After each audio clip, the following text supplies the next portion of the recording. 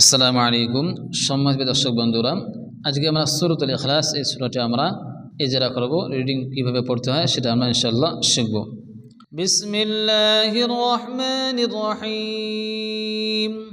কুল হুয়াল্লাহু আহাদ, কুল হুয়াল্লাহু আহাদ, কুল হুয়াল্লাহু আহাদ, قل هو الله أحد الله الصمد الله الصمد الله الصمد الله الصمد لم يلد لم يلد لم يلد لم يلد ولم يولد ولم يولد ولم يولد ولم يكن له كفوا أحد ولم يكن له كفوا أحد